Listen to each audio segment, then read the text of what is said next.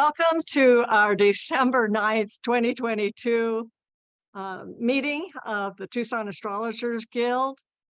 We're looking forward to the panel presentation of what's coming up in 2023.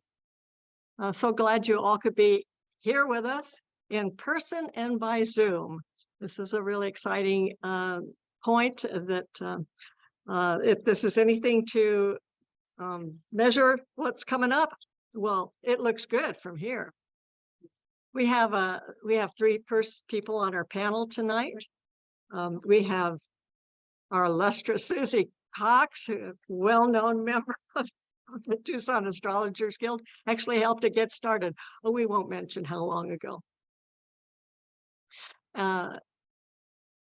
Susie's well known in the astrological community and does a great blog, as well as her you can go to her website, but she's always telling you what's coming up every month. Just go on and sign up for her emails.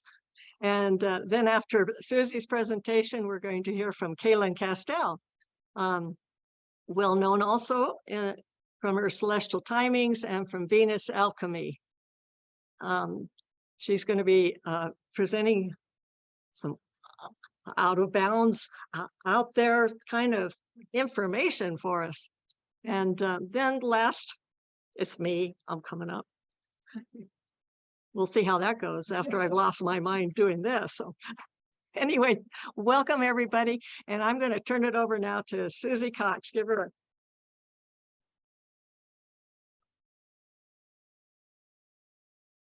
Hi, everybody. It's so nice to see I'm kind of looking at everybody here, and I'm looking at everybody here. We have 32 people here. So this is pretty momentous for the Tucson Astrologers Guild. I'm all excited about it. Okay, so this is preview of 2023. It's going to be a really good year, guys. You know, just telling you right off the bat, it's going to be a good one. And you can go up to my website, susiecox.com, sign up for my newsletter. And this, I printed all this out. This is all part of the preview of 2023. Then I'm going to be launching Capricorn, what's on Monday or Tuesday. So sign up for my newsletter free, and then you can get all this. Okay, so this is the table of contents, what we're going to be talking about today. Planetary alignments, the planets that are, that are doing exciting things for this year. Moon nodes are changing signs, and I'll talk about that. The Chinese New Year, what's the new animal for the Chinese New Year? Retrogrades, we have Mercury retrograde, Venus retrograde, and also Mars retrograde. And eclipses. So we're going to look at all the eclipses that are happening. Some pretty powerful eclipses this year. Oh my gosh. Visible planets. And we can see the planets that are in sky right now. Ingresses. And for the non-astrologers here, ingress is when a planet goes into a new sign. So we got some big changes. The planets going into new signs. When a planet goes into new sign, it's like humanity goes into a new era. So we got some very exciting eras coming up, and then I'm topping it off with the future, going down a little bit down the road. Okay, and I really wanted to start off with the chart. So here's the chart. Oh, good. I love technology. Okay, so here's the chart for the first day of the year. And so just so people know, astrologers know, I use an equal house system. Then I'm using, so it's equal all the way around. I also use 0 Aries rising for almost all my charts. I mean, unless I'm doing clients or whatever, because then you can see the planets in their right signs in the house and everything. So yeah. So anyway, so this is what's happening. Of course, here we have, all these planets in Capricorn. It's that time of the year. We have this opposition. One of the main things that are happening right now is the Uranus is right next to the North Node. Uranus is a planet of change. The North Node is society and humanity. And so people are finding their voice. That's how I'm going to call that. And red lines, and I color code these charts. Red lines and blue lines. This is a geometry between the planets, or the mandala in the sky. And I've color coded them. Red lines and blue lines. Red lines are challenges. What's that? Okay, all right, thank you. Yes, so red lines are challenges, or kind of like homework, what we're here to do. And then the blue lines are what we're best at, the things that come natural and easy to us. So the kind of the exciting thing that's happening now is Uranus next to the North Node that's happened over this last year, people finding their voice. And I think this is also community, people coming together in community. We've been closed down for a couple of years, so it's really nice for that to be happening. Another thing that is happening is Jupiter is just going into Aries. I'll talk about that, and which is very interesting because Jupiter did a retrograde into Pisces, and then now that when it goes into Aries, Jupiter has a 12-year orbit, and so it takes a year to go all the way through a sign. It's going through all of Aries from January to May. I mean, it's like a record run. So it's like starting off the year in a really powerful way. And Saturn is kind of moving out. You know, Saturn I would call the lame duck, because Saturn was like the main planet for the last year. And now Saturn's moved out and there's a new planet that's taking over. So anyway, so this is just an overall little picture of what's happening right now. The planetary alignments. The main planetary alignment that's happening this year is Jupiter squaring Pluto. Now, Jupiter, for once again, the non-astrologers, Jupiter is the planet of expansion. And it's like, yes, let's try something new. And square is a red line. Now, square is really about challenging each other. Challenge like, hey, I want you to do this, or let's go for it. So it's almost like one of them pushing the other. And the red lines are not bad. You know, they need red lines to get things moving forward. And Pluto's a planet of power. Pluto's a strong guy flexing his muscles. And Pluto is, you know, any astrology book you read, Pluto will say the planet of death and rebirth, death of the old, rebirth of the new. So it really has a sense of coming into a new paradigm, really. And this is happening on May 18th. And this is going to be shaking everybody up a little bit. You know, but if Jupiter says, hey, let's do something new, and Pluto's like, I want to do it completely different, completely new. So that's going to be an exciting one that's coming up. Pluto enters Aquarius. Now, this is a really big deal, and I'm going to talk about these a little bit later on.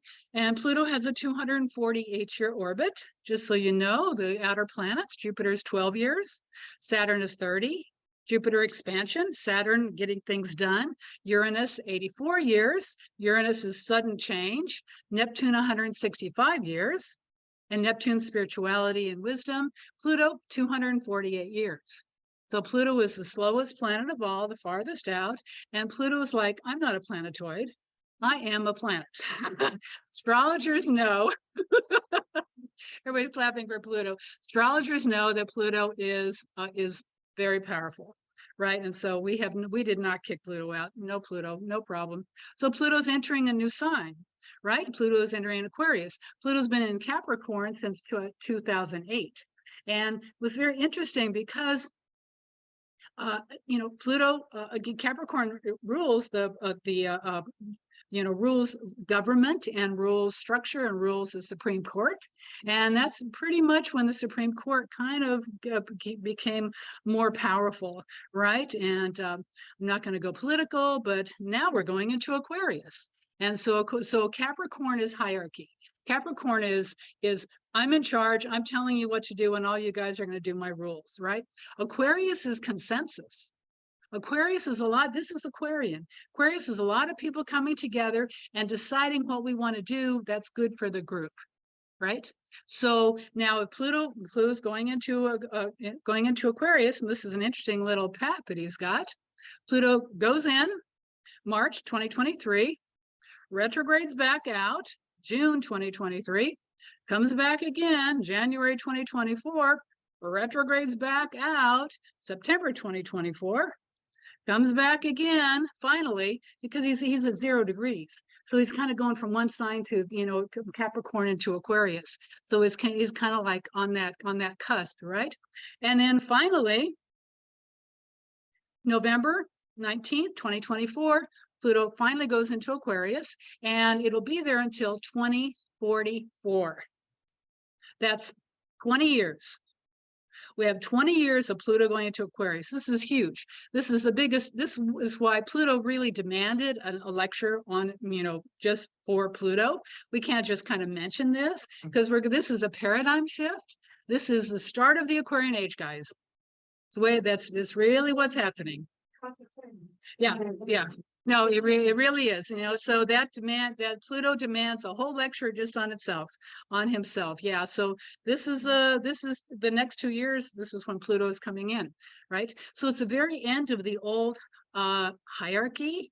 And a lot of people are going like, I'm wanting to hold on to the past and the old. It's futile. Resistance is futile. Moving forward because it's inevitable. Time moves forward. So this is like, letting go of the past, coming up with a new, and it's going to be happening. Yeah. So those are the planetary alignments. So Jupiter square Pluto. So here we have a chart. And so this is the moment that Jupiter squares Pluto.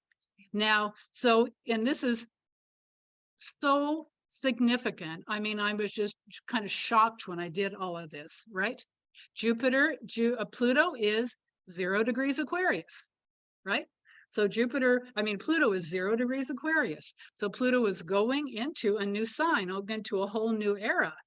Jupiter is 0 degrees Taurus.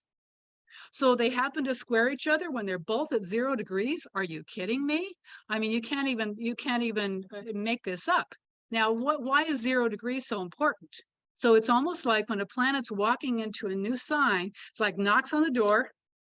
I don't want to knock anything. I don't want to mess things up. Knocking on the door and flinging the door open. It's like I'm walking into a new sign, right? So that's what happens when they're 15 degrees or 30 degrees per sign, they're, it's like, oh, well, I'm in Aquarius. But 0 degrees is like announcing to the world that there's a new era that's happened, right? So for both of them to connect with each other and both be at 0 degrees is like Jupiter is starting a whole new phase, Pluto is starting a whole new phase, and they are working with each other and they're pushing each other. And the other thing that's happening, and we'll talk about this a little bit later, is the nodes, the north and south nodes. For the non-astrologers, the nodes are an axis in space, and it's an intersecting point between the path of the sun and the path of the moon. And so in a physical level, when the sun and the moon line up with the nodes, there's an eclipse. Metaphysically, the nodes describe society and humanity and kind of our karmic patterns, right? In our personal chart, it's kind of what we're doing personally, but the nodes on an international level is what society is going through, right? So to have the nodes, this is part I'm going to little spoiler alert here. Axis squaring Pluto. The north and south node, which is what's happening in society, are squaring Pluto. Every single eclipse this year is Pluto is in the one that's in charge. Last year, if you remember, Saturn was the one that was in the square. Saturn is now lame duck. Saturn's like got his tail between his legs. Okay, I guess I'm done. I'm walking off, right? Now Pluto's like, oh, good, I'm in charge now, right? So this is so significant and so powerful. They're walking and flinging open these doors at the same time, connecting with each other. It's amazing. And then, of course, all the other planets that are kind of with it. The other thing that I think is fascinating is that Mars is opposing Pluto when all this happens. So, what I say is when there's an important phase in a person's life, or important phase in society, all the planets get to the same place at the same time. It's like, okay, this is an important thing. We're all playing, in this picture, right? So Mars, like, I don't want to be left out. So Mars, like, well, I'm aligning it too. So what is Mars? Mars is action and drive. So this is a way powerful chart. Way powerful chart. So, pardon? Oh, yeah. Yeah, thank you. Yeah, May 17th, 23 at 0 degrees. So, astrologers here, looking at 0 degrees in your charts, this is a main one, right? Okay. Now, the moon's nodes are changing signs. Now, the nodes, like I just said, the nodes are opposing each other, 2 points in space. And one tricky thing or one interesting thing about the nodes is they always go retrograde. They always go backwards. You know, so they're always going, you know, in the opposite direction of where the planets are going, unless they're retrograde. So, any rate, the orbit of the nodes are 18.6 years. So it takes 18.6 years to go all the way around, you know, to go from, you know, Aries all the way around to Aries again, right? And which is about a year and a half per sign, right? So any rate, the moon's nodes are changing signs in July. And this is going to be an interesting one because the last year and a half, they've been in Taurus and Scorpio. Now, Taurus and Scorpio is about money. The Scorpio is about who's in charge of the money, and Taurus is like resources, right? So, you know, it's been this last year and a half has been really interesting, combined with the shutdown, right? And some people are making a whole lot of money and other people aren't. So it's been an interesting one. Well, the next one that's coming up, North Node in Aries, South Node in Libra, right? So we have the Aries and Libra axis. Now, Aries is me and Libra is we, right? Aries is individual. Aries is the, you know, is the personal one. This is how I am. And then Libra is how people get along with each other. This is about relationships. This is about new relationships, you know, relationships forming in a new way. We have a next year and a half for these relationships to be in a different way. And I was writing, I just wanted to put my notes over here from my, okay. Oh, yeah, sorry about that. Okay. I'm not going to do my notes. I'm just going to talk. Aries and Libra. So Aries is me, Libra is others. So it's not only personal relationships, but I think it's interesting and it's going to be about gender identity, right? I mean, gender equality. And it's not only gender equality, you know, I'm going to be equal with my boyfriend or husband or whatever, but gender identity. So, I mean, this will be very interesting. Are women, I mean, there's, you know, I signed a legal thing with the government the other day, just a, you know, a form. And under gender, there were 6 different choices. There was male, female, neither, by a non-binary. I mean, there were like 6 choices. I was like confused. Well, I guess I'll put female, right? You know. But that's going to be gender identity is going to be a main thing that's going to be happening over the next year and a half. So I think that's going to be fascinating. Now, looking over here, I think this is so interesting. So this is the chart of when the nodes change signs. So here we have over here's the South Node in the North Nodes in Aries, South Nodes in Libra, right? And so you know, of course, that's relationships, right? But look at these planets over here. Mars and Venus are going to be traveling in the sky for this whole next year. In fact, you know, it's Mars is over there in the sky. Venus is just getting ready to come up. You know, we're going to be able to see, we got Jupiter and Saturn in the middle. All of the visible planets are visible right now. I mean, especially with Venus coming up. So what's going to happen is Venus is over here, Mars is over here. Through this next few months, they're going to join each other, right? And we can watch this, you know, throughout the year, right? They're going to join each other. So I think it's fascinating that Mars and Venus are traveling with each other. Mars is male, Venus is female, while the nodes change into a new relationship pattern, right? That's, you know, once again, all the planets, you know, it's like, well, we're talking about the same thing, right? So there's a theme no matter where you see with the chart. So that's going to be a fascinating one, right? Okay, so that's one big thing that's happening. Chinese New Year, little rabbit, right? Yeah, I like the rabbit, you know. So it's the year of the water rabbit. And in Chinese astrology, they have 12 animals and 5 elements. They have different elements, you know, than Western astrology. And so every year the animal changes, but the element stays for 2 years, right? So you know, last year we had a water tiger, right? This year, water rabbit. right? So it starts January 22nd, 2023. And the personality of the rabbit is refined, congenial, discreet, scholarly, well-mannered, and peaceful. Doesn't he look peaceful? You know, I think it's a good one. And but you know, all the planets and all the signs, all the animals have two different sides to them. And so the challenge part of the rabbit is overindulgence, spoiled, suave, persuasive, indecisive, and indifferent. Apparently, they really like the rabbits, and especially the water rabbits, indulgence. They like nice things. They like quality things. They like their friends to all have, you know, people that have a lot of money. They like, you know, even more. So it's going to be kind of an indulgent year, even though it's refined and congenial, right? So that will be, I think that will be a very interesting one, right? Chinese New Year. They say that it's a year of abundance. It's a year of the rabbit is the good fortune, you know, Chinese good fortune, and it talks about longevity and really good for diplomacy, international diplomacy. So I think, but next year is going to be a wood dragon. Wood dragon.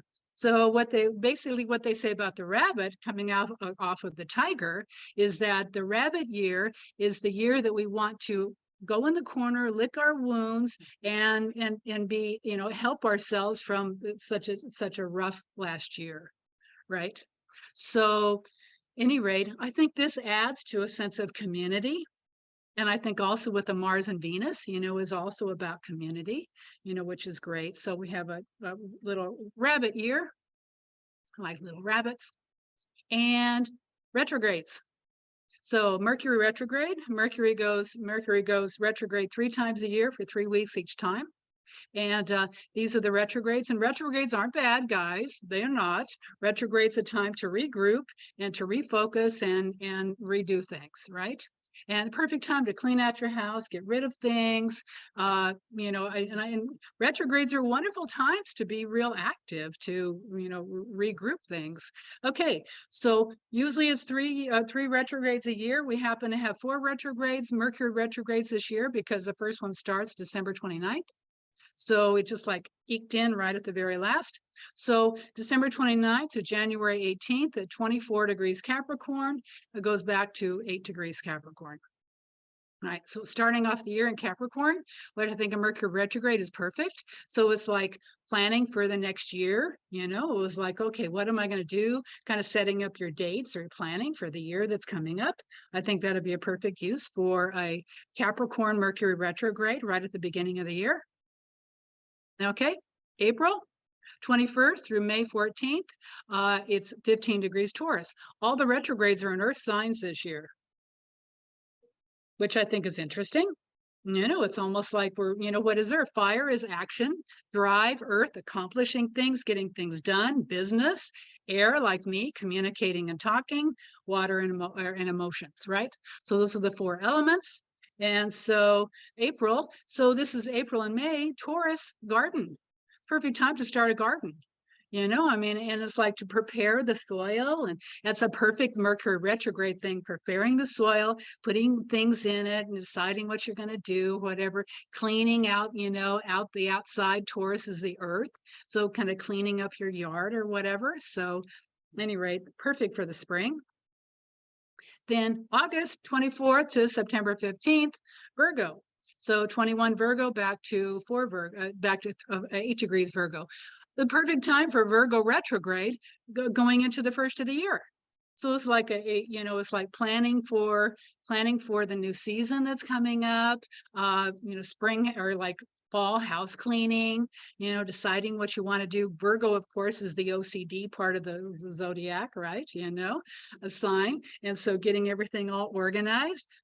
Perfect time for Virgo, I think. I love, you know, Virgo in the first of the year. I mean, the first of, feels like almost the first of the year. It's almost like that's when school starts, you know, so in a way that's like kind of like the first of the year in a certain way. And the last one is December 13th through January 1st.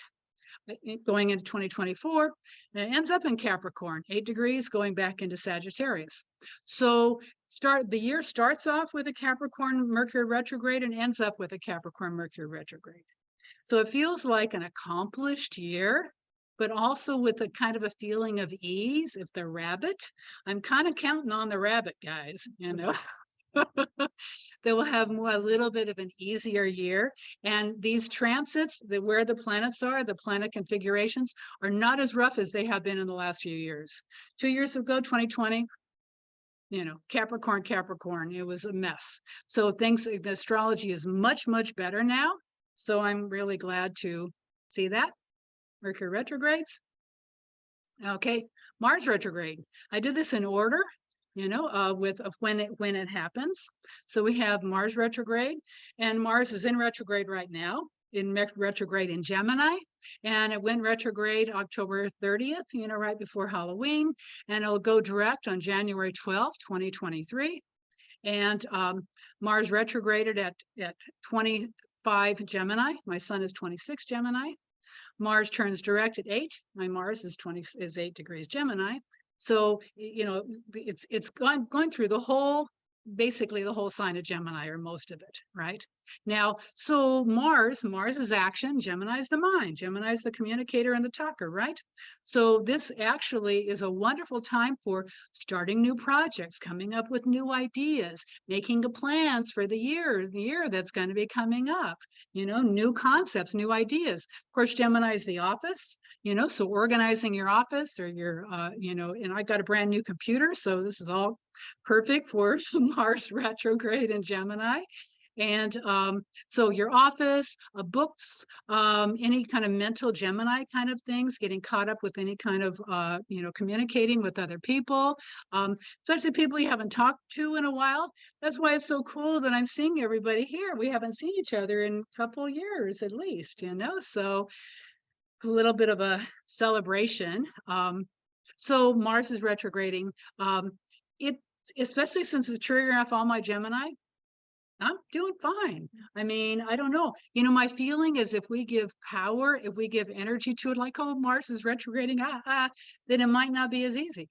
But I'm like, I got a new computer. We're here doing a new talk at the Guild. I don't know. It's not bothering me at all. I'm actually feeling energized by it.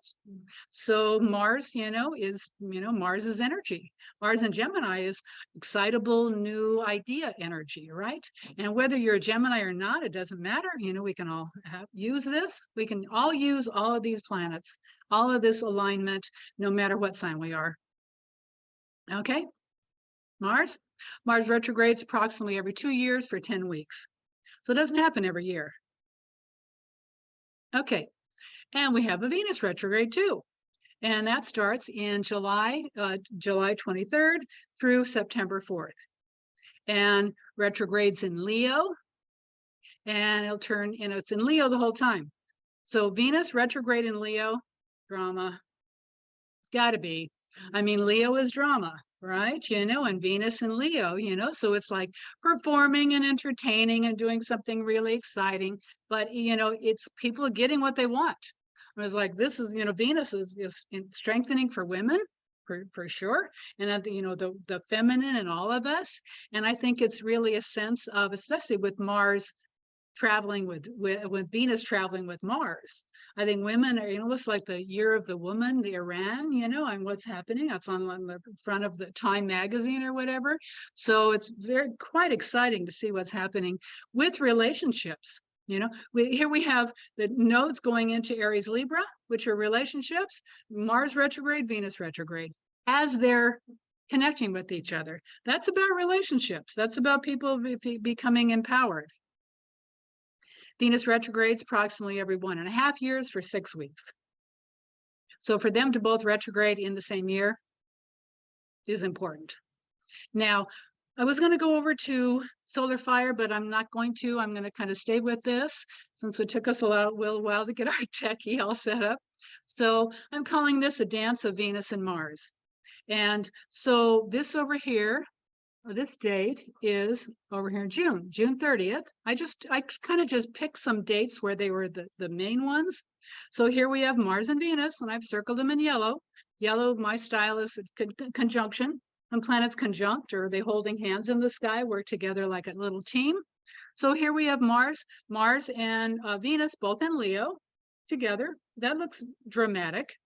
But the main drama is they both square Uranus. So Uranus, remember, sudden change, want to do something different. So Mars and Venus, it was like people are looking at relationships in a new way, and they don't want to do it the same old way, right? Uranus square, both Mars and Venus conjunct. Uranus is like sudden change, Mars and Venus of relationships. During this new year of the moon's nodes going into the relationship signs, this is a lot in this one area. Now, the other thing that's way cool with this, not only is Mars and Uranus square, Mars and Venus squaring Uranus, but it's also trying the North Node right next to Jupiter. So the North Node is your destiny, what we're best at. Jupiter, expansion. Jupiter is like, wow, I really think I like this. This feels really free, right?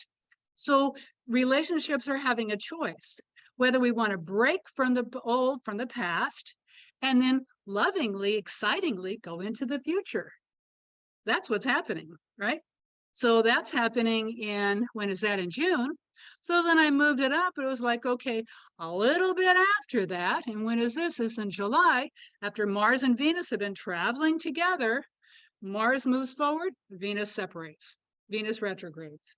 Venus like, bye Mars, it's been nice traveling with you, but and now I'm going to do something else, right? So Venus is going to retrograde. And so that's going to be the decisions that are going to be made with relationships. And I think a lot of this is personal inside of us too, how we feel about ourselves. You know, are we strong women? Are we strong men? You know, how are we using this? So I call this the dance of Mars and Venus, dance of Venus and Mars, right? Isn't this fascinating? You know, here they're joining together. Mars and Venus square Uranus. I don't want to do the same old thing. Jupiter, I want to try something new. And then the retrograde happens. I just thought this was fascinating. And so, at any rate, I wanted to, this is part of what's happening in 2023, kind of a big part of what's happening. Okay, eclipses. All right. Eclipses. Solar total eclipse on April 20th, 29 degrees Aries. Lunar penumbral eclipse, which is not total, it's just like in the penumbra, right? May 5th, Scorpio. Solar annular eclipse, that's when you can still, it's an eclipse, but the moon is a little inside of it, so you can see the sun around the moon. Really very cool. And a lunar partial eclipse in October. Now, what I've noticed is that if the solar eclipses are total, the lunar eclipses are partial. They don't do it in the same year. Or if the lunar eclipses are total, the solar eclipses are partial. And that all is how close they're getting to the nodes, right? The nodes. So if the sun is closer to the node, then it's more of the sun, or if the moon is closer to the node, the moon is more total.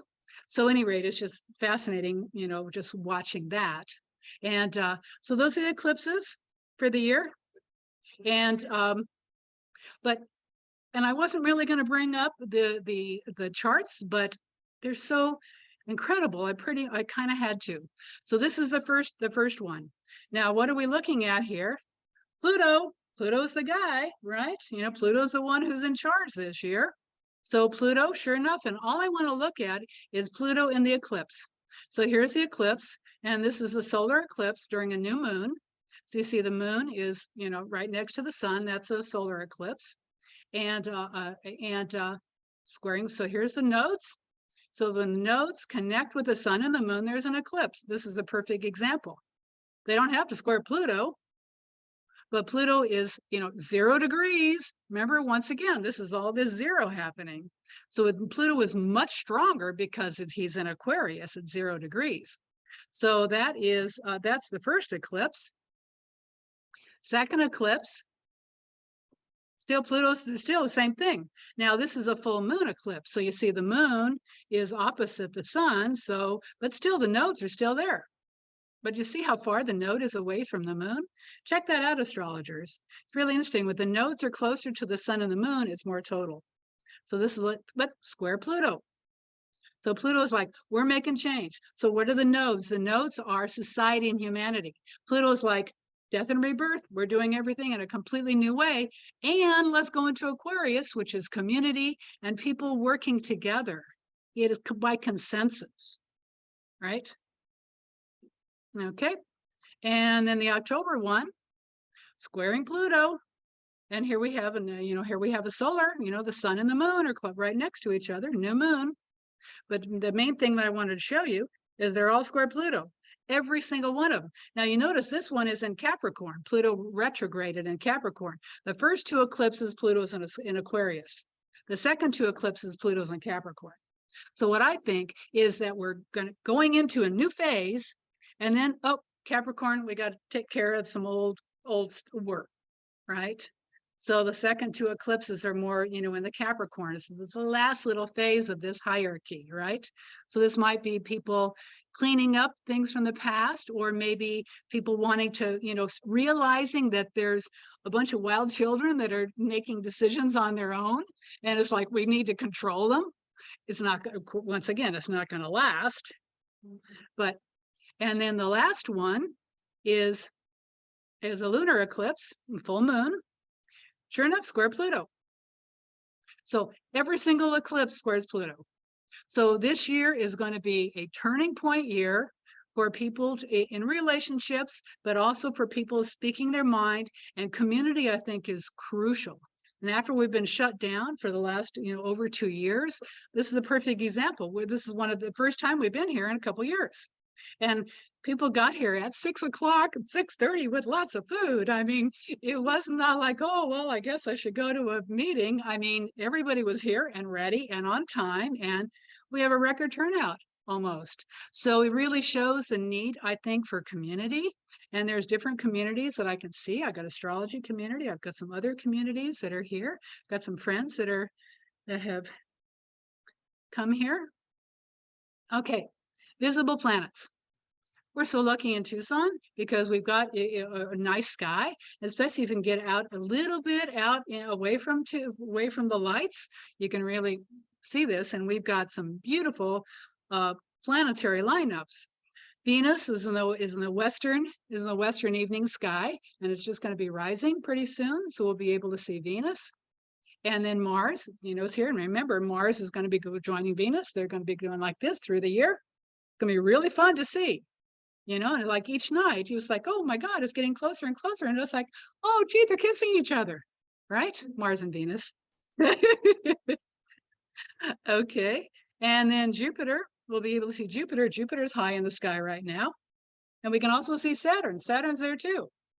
So we have all the visible planets. I don't really talk about Mercury. Mercury is a little too hard to see. And the outer planets, Uranus, Neptune, and Pluto, they're retrograde 4 to 6 months a year. So it's not as big of a deal. So I didn't put those on. Ingresses.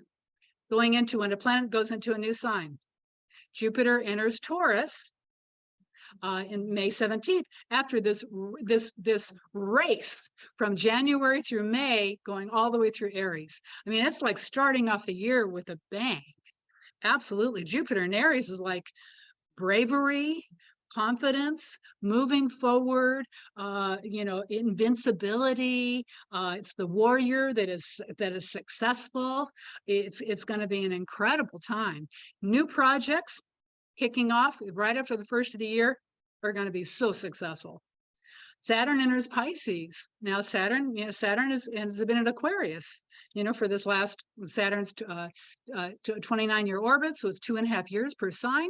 So it's been in Capricorn, then in Aquarius, and then now it's going into Pisces. But it's kind of interesting because Saturn is not in charge anymore. Pluto's in charge now. So Saturn's just like, okay, I guess I'll go into Pisces, and just be quiet, right? So Saturn is not the important planet now. So Saturn in Pisces, will that be a different way of looking at healing If Pisces is the healer. So that'll be interesting. Pluto enters Aquarius on March 24th. Retrogrades back in Capricorn, goes into Aquarius again. And then Neptune enters Aries on March 31st. Now this is going into, well, let's go back over here. Pluto enters Aquarius from November 2024 all the way to January 21st, 2044. That's 20 years of Pluto in Aquarius. It's the whole new world. I mean, it really is like a whole new paradigm that's going to be happening. Neptune enters Aries. Neptune's been in Pisces for the pandemic. What a perfect thing for Neptune in Pisces, you know. Neptune's the healer. Pisces is also healing. Perfect for, you know, for the pandemic. Now Neptune's going to be going into Aries. And this is in 2025. And it'll be in Aries until 2039. Right? So Neptune is going into Aries. So if Neptune is the healer, Aries is let's going to move forward. I think we've learned so much from this last couple of years that I think there's going to be a new phase in healing, is what I'm thinking. Okay. This is the one I'm most excited about. Uranus enters Gemini July 8th, 2025, and it'll be there till 2033. So Uranus and Gemini, Uranus is new inventions, new ideas. Gemini is the idea person. It's going to be like the whole world is going to come up, is going to be all of a sudden brilliant. We're going to come up with all these really, really good ideas. And so with Pluto going into Aquarius, paradigm shift, everybody coming into their own power. Gemini, Uranus going to Gemini, independence and freedom and coming up with their new ideas, they're going to be happening at the same time. I think the Uranus and Gemini is going to kick the Pluto and Aquarius, help it out in its first few years with all this new ideas. I'm way excited about this. By the way, this astrology conference, UAC, they've decided that they're going to wait until the end of Capricorn and not do it. They're going to wait until 2025 to do. No, I think he's chosen 2026 when all these planets have shifted into new signs. So that was how astrologers, time things out. Okay.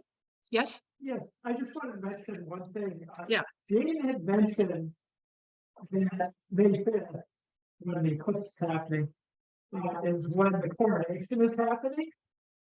And also has also the degree that Queen Elizabeth died on. So I'm sorry. No, that's okay. Astrologers have, we just combine the planets with what's happening in the world. It's so cool. Okay. All right. Our past. Uranus and Taurus. I'm just using keywords. I'm a big keyword person.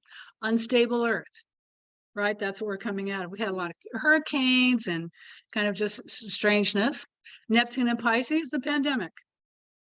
Perfect. Pluto and Capricorn, control. This is what we're coming out of, right? Let's look at that. Unstable Earth, pandemic, control. Bye.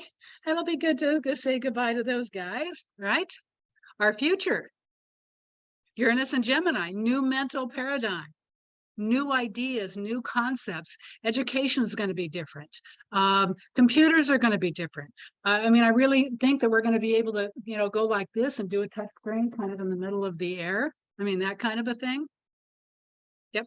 Artificial intelligence, going to be a big one. Not sure quite how I feel about that, but I'm not going to have a chip implanted in me, and that's okay. Transhumanism. That's kind of part of the Uranus and Gemini, I think, as being, part computer and part human. Cyborgs are going to be part of us, I think. Okay, Neptune and Aries, active healing. If Aries is active, Neptune's the healer, right? So this is moving it forward in a new way. Pluto and Aquarius, grassroots cooperation. International grassroots cooperation. I'm seeing community community, community, community, community, community, and all the communities are going to hook together with each other like a matrix, like all these little puddles that are all connected with each other around the entire world. I got goosebumps on that one. Oh man, did that resonate? Did everybody get that? That's really where we're headed, right? And grassroots cooperation internationally, right? The first step is finding your people, finding your community. Okay, guys, that's 2023. Everybody, we'd like to, it's time for Cayelin to, I'm going to turn it over to Cayelin now. It's going to be another take on what's coming up. So let's put your hands together for Cayelin. Thank you so much. Oh my gosh. So I love, Susie, what you just shared. That was so good. And I'm going to kind of follow up on that and with some different perspectives on certain things. We're going to look at the out of bounds planets. We'll also look at the nodes from a different perspective and how this is taking us into the lunar standstill time, super important for many ancient cultures. We'll also look a little bit at Pluto and Chiron and how Venus is rising in as the lion in, or the lioness in. Okay, I'll try to talk louder. All right, so what I wanted to do though is start with this quote from Paige Bryant, Star Walking, Shamanic Practices, Traveling into the Night Sky. She wrote this book about, I got it back in the 90s, and it totally blew me away way back then. And I've been really looking a lot at the difference between signs, seasons, signs, and constellations. We'll look at a little bit briefly as we go through this. And this quote really speaks to the energies that we're going to be looking at as kind of help set the space. So I just invite everyone to be really present with these words, because this is something that our ancestors knew and we're starting to remember. So here it goes. Our ancestors made use of the power inherent within individual stars, the esoteric knowledge of the constellations, the secret of celestial computations and of cosmic order. The cultures who possessed that vast body of wisdom in its entirety were able to answer vital questions about the nature of the universe and make giant leaps in evolution. They taught that all life is sacred and that all is alive, every star, every planet, every tree and stone, everything. That knowledge gave them a technology that still puzzles us today. And I feel like we're starting to remember some of this technology, but we aren't there yet. So I thought what we do is start with just kind of what was happening in the sky tonight. So on the way over, we live up on the northwest side of town. So I got to see Venus very briefly as we were driving over, as she was in the red glow of the sunset. She's coming back into the evening sky, and you have to, you can't, if you've got the the Tucson Mountains there, you won't see her. But if you have a low horizon line, you will. And then Mercury's also right there. Of course, Mercury's not bright enough to be seen. And the thing that's really fascinating about this is that because here's Venus and Mercury, they are, Venus is at 2949 Sagittarius by 8:54 p.m. So it's already moved into Capricorn today, as we speak. Very amazing. And so, so this is where they are, and this is the constellation of the Archer. Now, the thing that is the largest context of what we're experiencing on the planet right now is what we call this 26,000-year galactic change, shift of the ages. And the reason we know this is happening is because the December solstice sun, when the sun reaches 0 Capricorn, and astronomers and astrologers agree that the 0 Capricorn is the December solstice point, when we have in the northern hemisphere the longest day, and the longest night and the shortest day. And the southern hemisphere, it's the opposite, but it's when the sun reaches that point. And currently the sun is rising on this cross, the plane of the galaxy and the plane of the solar system cross. It's called the galactic cross, and it's near galactic center. And we are starting a new solar year when the sun is at the December solstice. So we're starting a new galactic year. And there was an astronomer named John Muse who calculated that the time when the sun is on the center of this cross was in 1998. So if we look at these seasonal points moving 1 degree every 72 years, we started this in 1926, the exact center point in 1998, and it goes till 2070. If you only just look at the 72-year window, we'd put 36 years on either side of 1998. And the strongest center point of this shift, of this great galactic cycle, is from 1962 to 2034. The other thing that is fascinating just to look at, here's where Pluto is currently located as it's moving into Aquarius. And so we can see that by sign, Pluto being in Capricorn and Aquarius is nowhere near the constellation. The sea goat here is Capricornus. So the constellations are not the same as the signs. The constellations are the backdrop that these seasons move through. And so for those of you who maybe are really familiar with sidereal astrology and the difference between sidereal astrology and tropical astrology, sidereal astrology is looking at the constellations, but they're named the same names as the seasonal signs. And tropical astrology uses the seasonal signs to determine where the planets are, not the constellations. So I've had sidereal astrologers tell me that tropical astrologers have no idea what they're talking about. But the thing is they don't understand the difference either. And so they're looking at one thing and we're looking at a different thing. But what is time to do is to bring the two back together. Because there was a time the Hellenistic astrologers understood that there was a difference between the signs and constellations. And as the seasonal signs moved through the constellations, there was evolution, there was changing of myth and symbol, there was a shift in our understanding of things. So the biggest thing that's happening, and you know, the age of Aquarius is something everybody's focused on with the spring equinox moving into the constellation of the water bear, also known as Aquarius, but it's the 0 Aries point that's been fixated on for quite a long time. But currently, this is the bigger deal. This is a way bigger deal. So if you're looking at the age of Aquarius, that's a 2,160-year cycle. Plato called this the galactic year, the great year.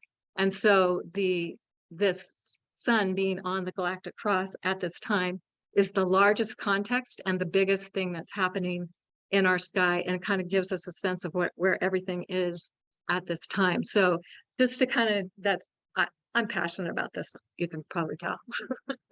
Anyway, and so then also tonight, what we're looking at is, here's Saturn in the goatfish or the sea goat. Here's the water bear, also known as Aquarius. Neptune and Jupiter. Neptune's in Pisces, Jupiter's in Pisces, but on December 20th, Jupiter's moving into Aries, and it's at the 0 Aries point. We have the spring equinox or the March equinox, the equal balance of day and night, and it's underneath the circlet of the fish. So, so then when Jupiter's moving through Aries, it's moving through the constellation of the fish. What does that mean? I've been doing some classes on this, and we've been exploring what that means. Like, how are we understanding Aries from the perspective of the fish? And then when Jupiter moves into Taurus, it's going to be in the Ram. Uranus is also in the Ram. And we have Mars in Gemini, and it's in the Bull. And the Pleiades are actually covering 29 degrees of Taurus and 0 degrees of Gemini. So seasonally, by the seasonal signs. And so this is something that's very challenging for people to get their head around in terms of the difference, because we've called the constellations and the signs the same names for so long. And there's been such a drift now that it's like, we can't get away with this anymore. And also because then people didn't recognize that there was a difference between them. So I feel like our coming back into wholeness, our coming back into this deeper understanding of astrology from the perspective of the zodiacal constellations and the seasonal signs is a big part of what we're looking at. So this just kind of gives us a setup for some of the other things we're going to talk about.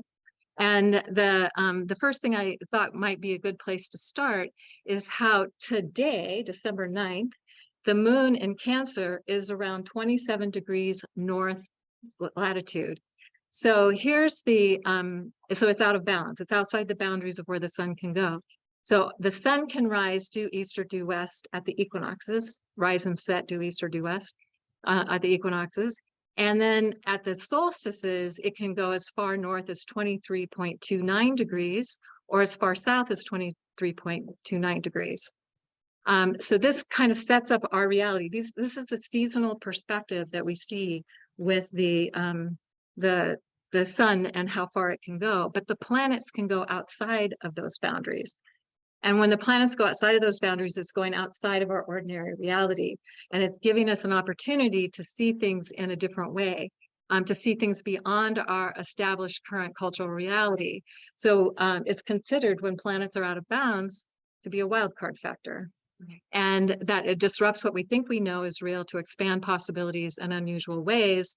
And it can be unpredictable, it can be wild, it can be brilliant, it can be creative. It's about alternative perspectives. It's about thinking and acting outside the box of our current reality, dissolving the boundaries, daring, exploring unlimited potential. So these are just some of the insights we can have around out of bounds moons. So, I mean, out of bounds planets. So the moon is out of bounds today as we speak. Mars is out of bounds today as we speak. It's at 25 degrees north, and it's staying out of bounds until May 4th. It comes back inside the boundaries of the sun on May 4th. Fascinating day. The 4th of May is Star Wars Day. May the 4th be with you. My son got married on that day, and they did that on purpose. So anyway, Venus is outside the boundaries of the sun until December 24th, when she meets with the moon for the first time in the evening sky. And Mercury is outside the boundaries of the sun until December 21st. So this is all happening in a place where things are outside of ordinary reality right now as we speak. And we'll be, we're going to look at how the moon, it's in the 19-year lunar standstill, is going outside of the boundaries twice each month. From now until for quite a while, actually, for the next few years.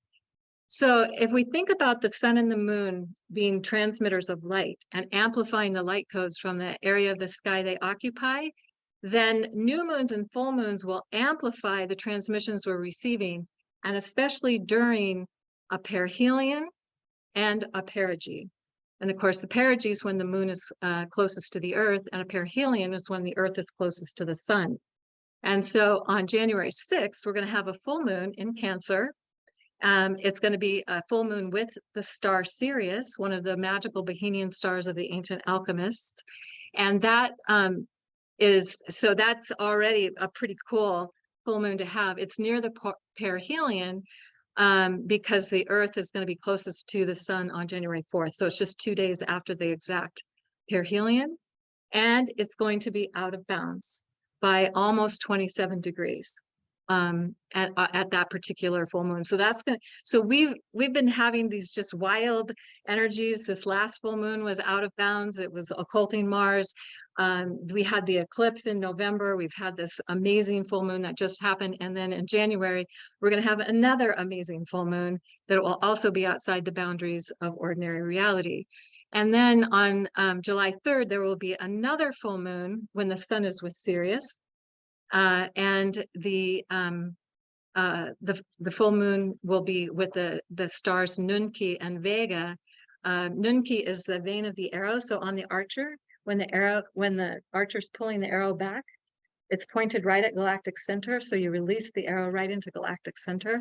So whatever intentions, whatever you want to go into the cauldron, so to speak, the galactic center is a black hole. It's a powerful time to be working with those mysteries. And interesting, the July 3rd full moon is near the aphelion, or when the Earth is farthest from the sun. And that happens exact on July 6th. So we've got these amazing things coming up. Now, I just want everybody to notice the crescent perigee new moon here. This is like a really big new moon that because we're going to talk about the new moons, the perigee new moons in just a minute.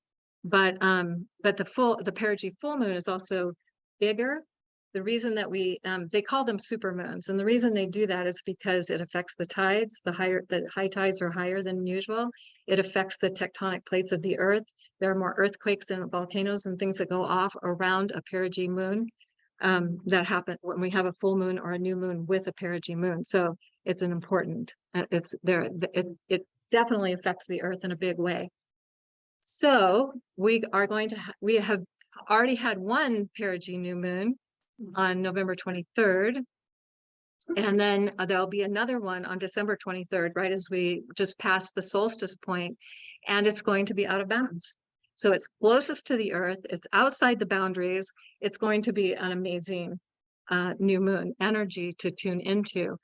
And then on January 21st, so as we get into 2023, we will have another perigee new moon or super moon. And it's it will actually out of bounds, unusual to be out of bounds when it's in Aquarius. Usually it's Sagittarius, Capricorn, and Gemini, Cancer, the only time that you'll see the moon outside of the boundaries of the sun. So there's 5 in a row, but this one in January is what Fred Espinaca, an astronomer, calls an ultimate new moon perigee. So this ultimate new moon perigee means the moon is even closer to the earth than usual. It's the closest one of the century, besides the one that happened in January 10th of 2005, and it won't happen again until 2145. So it's definitely worth paying attention to. It's definitely worth tuning into and seeing what's happening on the greater world stage, but also in our personal reality. And if you happen to have planets near 0 Aquarius or 1 degree Aquarius, where the new moon is going to happen, you'll be more personally affected by this new moon. Now, some of these new moons we can, as Susie was talking about, there's eclipses and lunar eclipses that are happening, solar eclipses and lunar eclipses that are happening.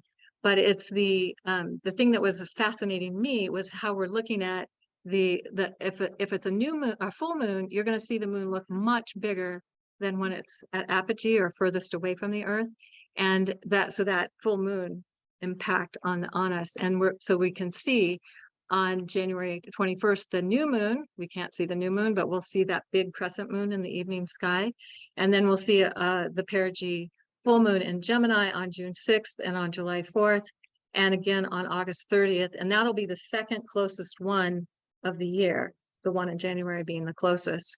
And then there'll be 2 more, November 21st and December 16th. And these ones highlighted in red are all out of bounds, outside the boundaries. So not only are they close to the earth and impacting us in a powerful way, but we have them outside the boundaries of our ordinary reality. So these moon cycles, these moon phases will be worth noting and paying attention to and working with. And one of the ways I sometimes I will just open up and say, okay, what do you want me to know? And how can I align with this energy? And how is my intent aligning with this particular energy?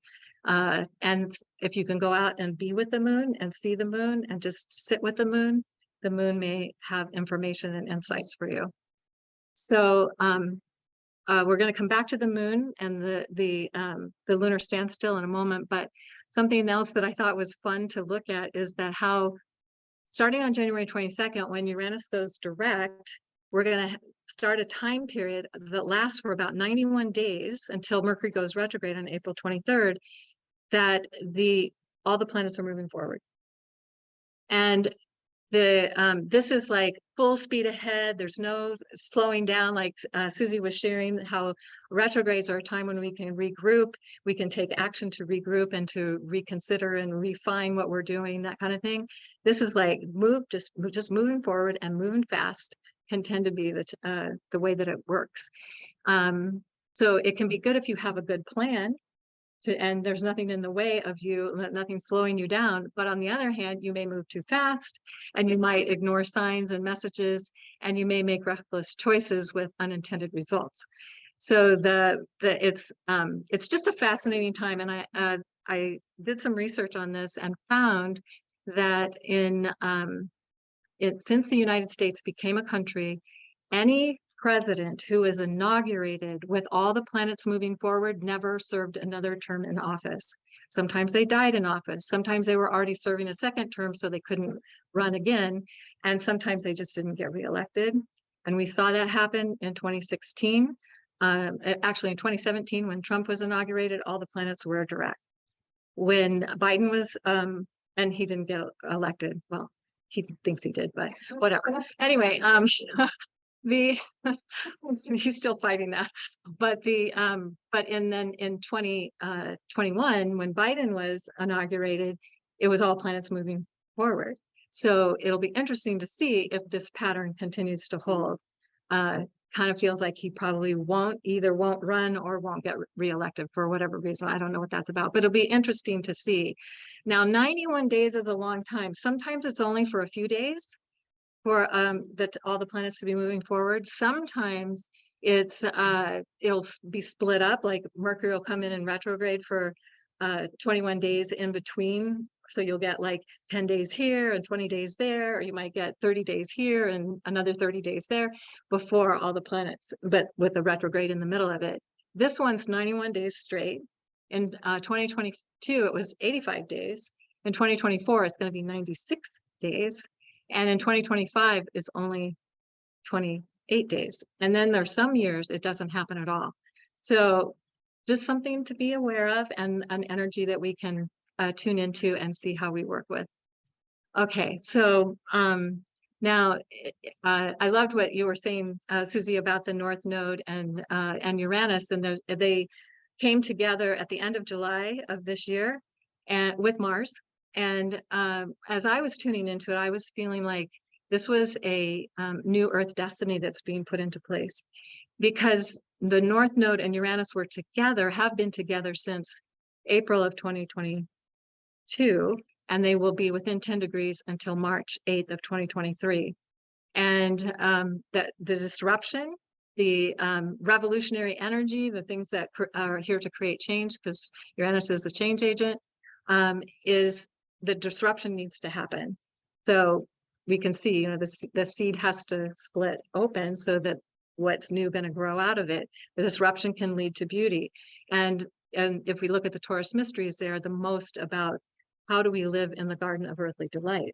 How do we live on a planet that is ideally meant to be incredibly beautiful? We haven't taken very good care of her. So hopefully this is inspiring us to do a better job of that. But Jupiter's going to come to the North Node on June 1st, and it's going to continue to activate that. It will be within 5 degrees of the North Node from mid-April to mid-July. Not in the same sign, but definitely it's just adding a whole new possibility of vision. If we think about Jupiter bringing a new vision and a new possibility and expanding that. So it's really about if we can cultivate trust and faith and optimism and allowing and not getting in the way of what is meant to happen here. So then as Susie was talking about, the nodes moving into Aries square Pluto, which is going to happen for most of this year. And so we could imagine that this is how we're being guided toward our destiny, and what is dying so that we can be reborn to something new. And Pluto is activated with that. And we're going to look at this nodal axis, the shift into Aries, as being significant to the lunar standstill. So one of the things that I noticed is that Pluto is closely square the nodes from 5 degrees, within 5 degrees from mid-March, even because they'll still be in coming into the 0 Taurus point, the North Node, and then the North Node will go into Aries, and so it's going to be until mid-December of 2023. So this is a powerful chance to empower a new destiny through death and rebirth, a new Earth destiny through death and rebirth. So how are we letting go of the need to be right, to be the dominant energy, to be in control of the external world? That's Capricorn, Pluto and Capricorn. That's been a big piece of what that's been about, and putting the spotlight on that. And then we've had a lot of opportunities to see how we're doing with that. facing our fears, our traumas, our conditioning, and transforming them into our strengths. That's Pluto's job. It's always about empowerment, but first we have to face the things that are disempowering us. And I've been in a Pluto cycle for the last almost 2 years, and I can tell you, I've had to let go of a lot. I've had to surrender to a lot. I've had to finally recognize where I was trying to hang on to certain things and it wasn't working. And I was like, okay, fine, I surrender. And then things started getting better pretty much immediately. So the not letting go will create more problems usually for people. Now, in July of 2023, we're going to have a triple alignment of Pluto square the nodes exact. And it's going to start on July 22nd when the sun is opposite Pluto, right before it goes into Leo. And then on July 24th and 28th, they will be exact to the minute again. And this is something that doesn't always happen when Pluto's in Capricorn.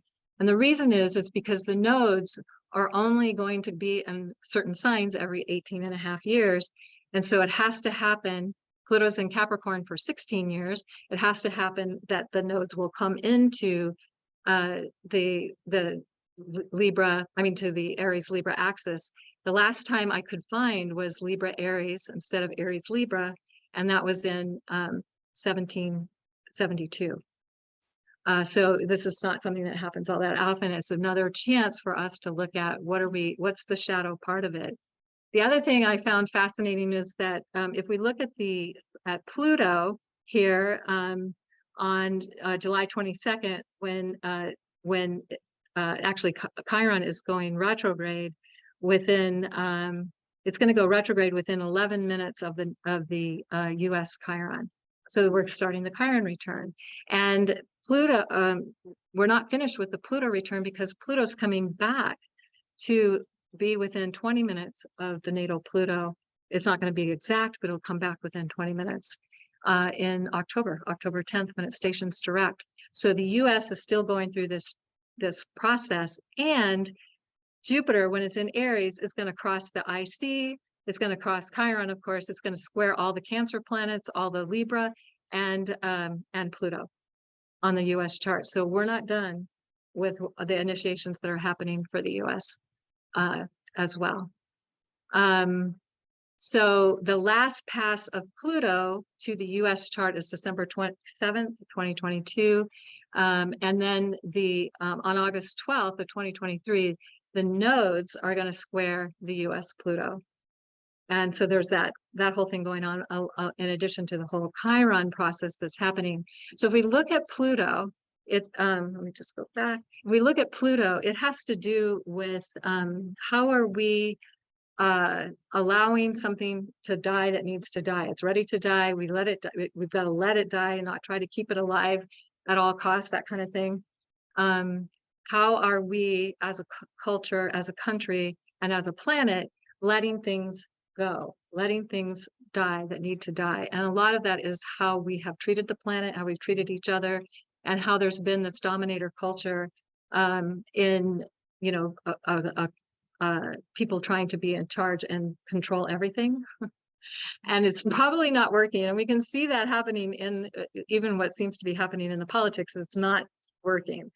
And so I think that's just going to intensify over this as this Pluto return continues and as the Chiron return gets started for the US chart. And of course, the US is kind of looks like a beacon for whatever's going on in the rest of the world as well. So there's that. Now I want to talk about the lunar standstill. So we talked about the out of bounds planets, and they can rise east due east, they'll set due west, and there's only so far the sun can go at the solstices, each solstice past those points. But the moon can go way past those points. And these are like standing stones that are marking that. And so every 19 years, the moon will reach its maximum lunar standstill, maximum out of bounds. It can go almost to 29 degrees outside the boundaries of north or south. And why this is important and why do we care? whatever. Well, this term lunar standstill actually comes from Alexander Thom. He wrote a book in 1971 on megalithic lunar observatories, and he noticed that the precise lunar standstills occurred when the nodes of the moon were at right angles to the moon. So the nodes in Aries, and when the nodes get to 0 Aries, that's when we have the most precise extreme lunar standstill time happening. And it never occurs at the same time as eclipses, because of course, it's going to be at the full moons and new moons in Gemini, Cancer, and Sagittarius, Capricorn. Now, the nodes, it actually comes into this form for a good 2 or 3 years before the exact standstill and a good 2 or 3 years after. So if your nodes are in Taurus, Scorpio, Aries, Libra, or Pisces, Virgo, then you were born during a lunar standstill time. And the nodes will reach, the North Node will reach 0 Aries on January 11th, 2025. So this is leading us up to this 19-year lunar standstill. Now in Callanish on the Isle of Lewis in Scotland, they built these standing stone circles. There's several of them, but this is the main circle. And this is the moon literally passing through the stones. So it's like they have a saying there that says, when the moon walks the land at the calling of the cuckoo, the shining ones will return. This is an opportunity. They saw it as a powerful, magical time. And they built these stone circles to track when that time was happening. And because it's so far north, the moon literally skims along the horizon, and it never rises up higher in the summertime when the moon is in Capricorn.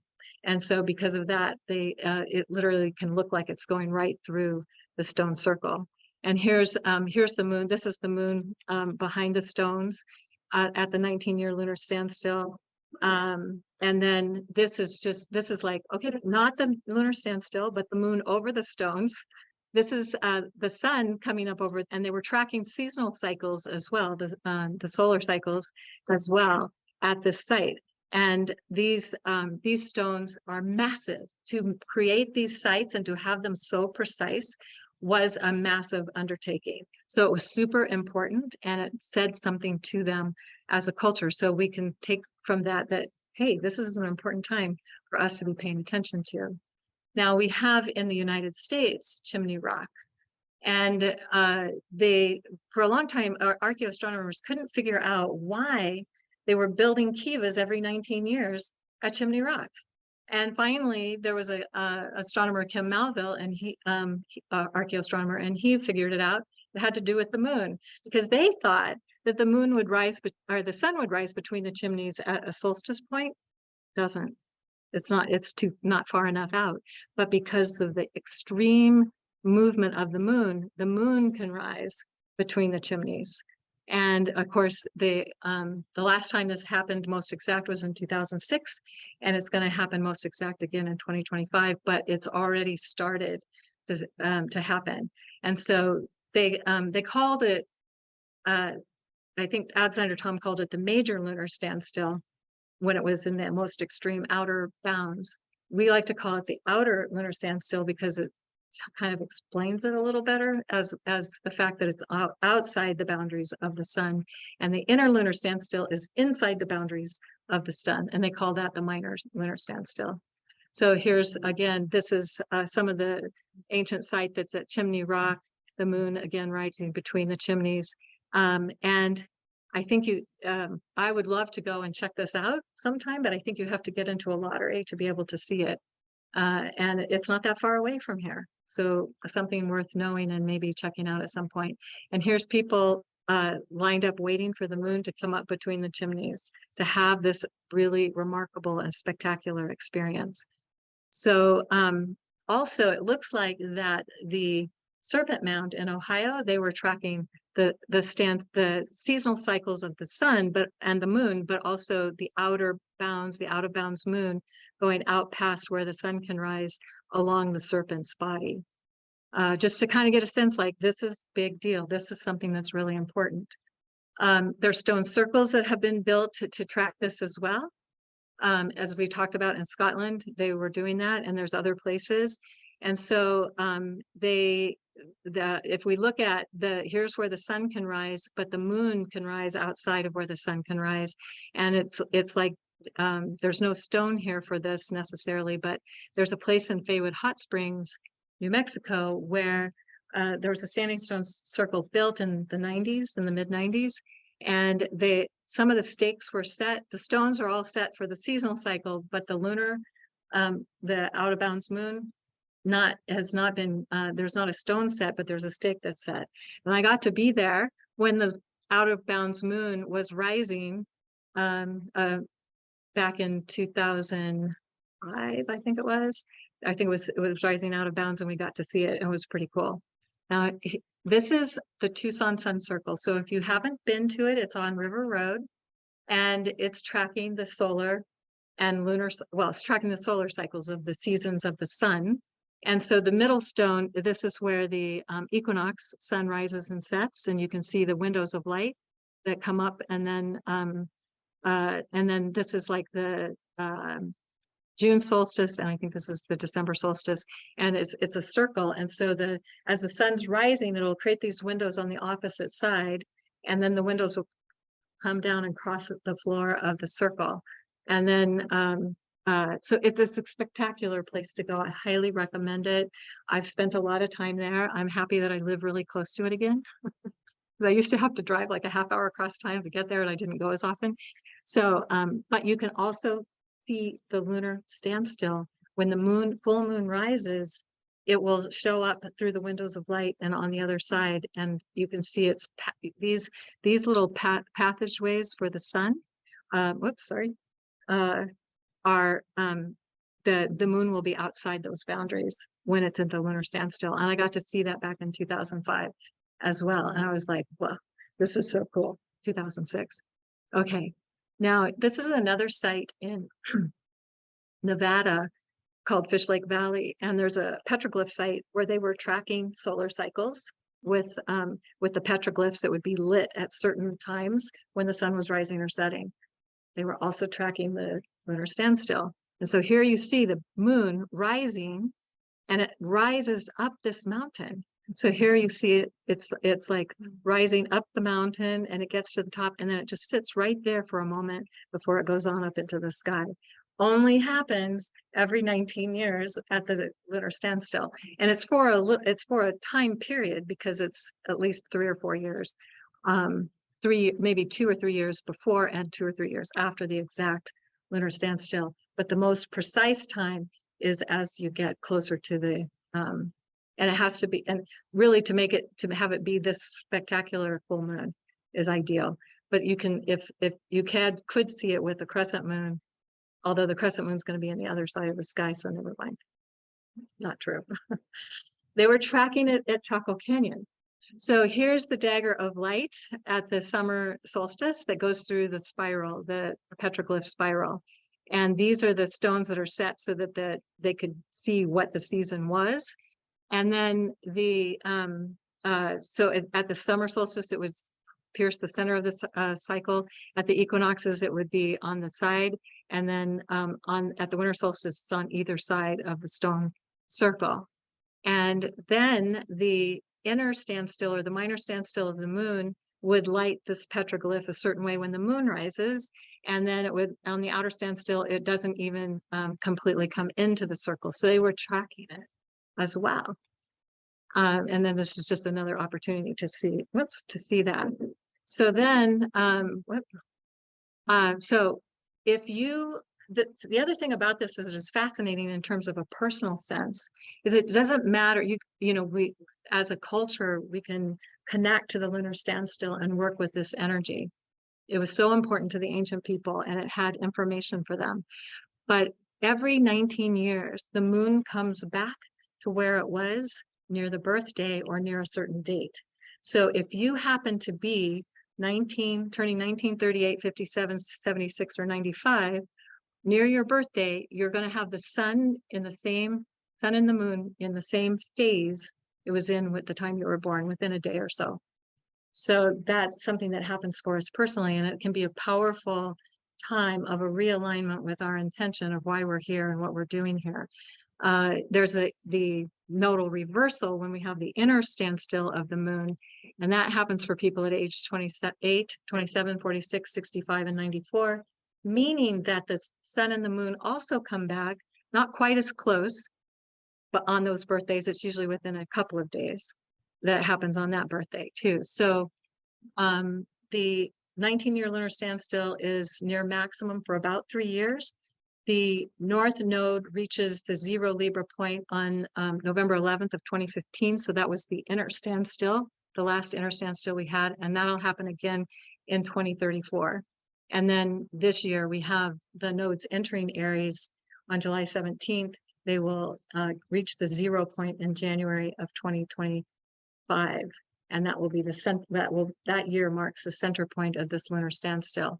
So again, if you have nodes in Scorpio, if you have the nodes in Scorpio, Libra, or Virgo, the North Node in either of those signs, you were born near the inner standstill. If you have them in Taurus, Aries, or Pisces, you were born during a outer standstill, lunar standstill.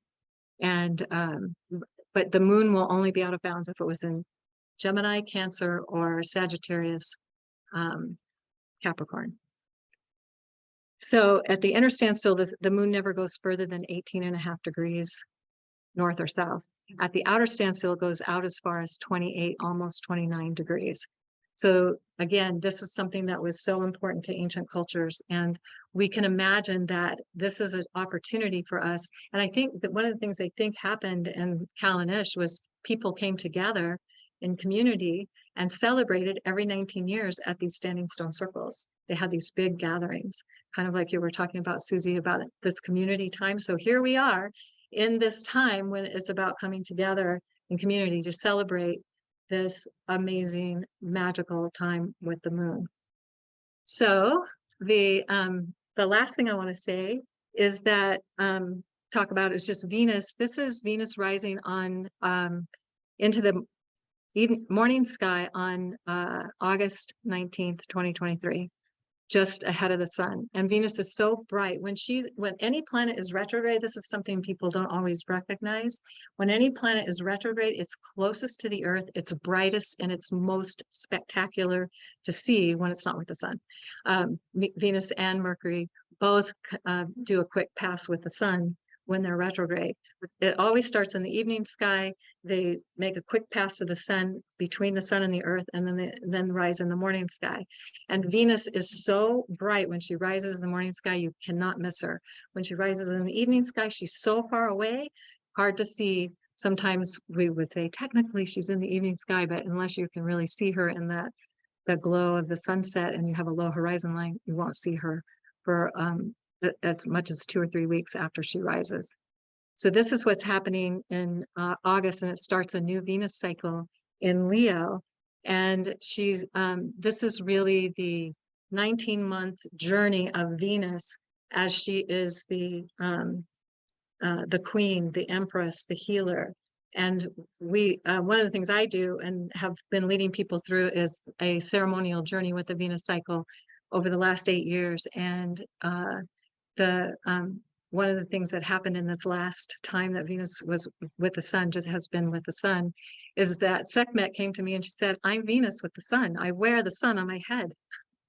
And I found all this stuff about Venus, Sekhmet being seen as Venus goddess of ancient Egypt. And so I was like, oh, how did I not ever get that before? I've been working with the Venus cycle for such a long time. But when Venus is with the sun, she's sourcing new ways of facilitating death and rebirth and empowerment. And so this 19-month cycle that will start in August will be all about how we do sovereignty and powerful transformative light and the ability to restore cosmic balance, first within ourselves and then within the planet. If you are from August 19th to 2023 to March 29th of 2025. So this Venus cycle is also with the lunar standstill.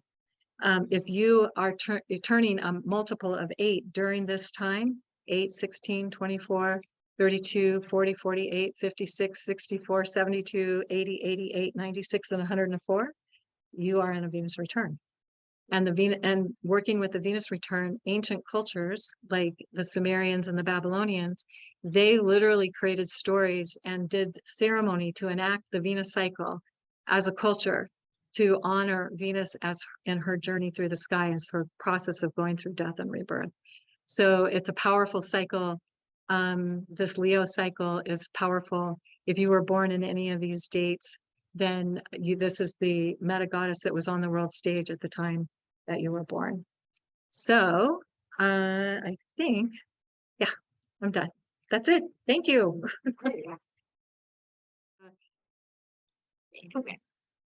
We've heard about a variety of ways of looking at this coming year, but of course we've got this really big picture about, and Cayelin alluded to it. Susie, kind of went a few years. But what we've got to really keep in mind is that we're in the midst of a huge convergence, a continuance of timelines converging. There's all these timelines converging, and we're in the midst of it. We are in it. For some reason, we all volunteered to be here at this time. We thought it'd be really exciting. Right. Well, it is. And Cayelin talked about the end of the processional cycle. What's the end of one is the beginning of another. They just keep happening. We can look back in history and see various times, when there was big upheavals. And I'll mention more about that. But we've also got the end of the Kali Yuga coming up in 2025. Somebody figured it out. He's got it pretty detailed. We've got the fourth turning. I don't know if there's a book about that, but every generation, it's about every 20 years, there's a 1, 2, 3, 4, and you get to the fourth turning, and there's a whole bunch of upheaval going on. The last one was during World War II. Well, we've got the 6th mass extinction of life on Earth, and you can't deny that. We're in the middle of that. It's the 6th sun of the Aztec Hopi tradition, which is kind of the repetition of the first sun, so which coincides with the 5 long counts of the Mayan calendar, which are birthing that 6th sun.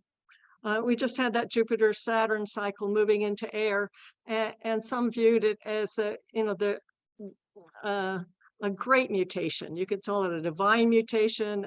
There's several ways. Is it just the small one where, here it is again in Libra, and in air signs, and that happens every couple hundred years, or is it the 800-year cycle, or is it a great big one? And so you could look at it as the great mutation. If we look at just what happened on Wednesday, and I really became aware of this because of Daniel Gemario really talking about this. And this was the full moon in Gemini and that eclipse of Mars. Well, Mars was conjunct Aldebaran with the sun conjunct Aries.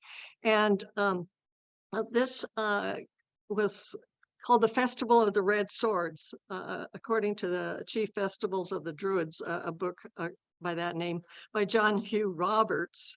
A festival, the oldest of all Druidic festivals, also known as the Covenant of Azatlan.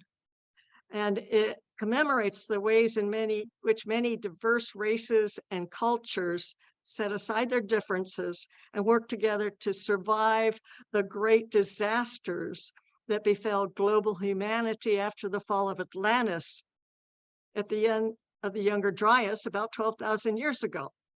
And so if we think about that precessional cycle, it was just the opposite of where we are today but the solstices were aligned with the Milky Way.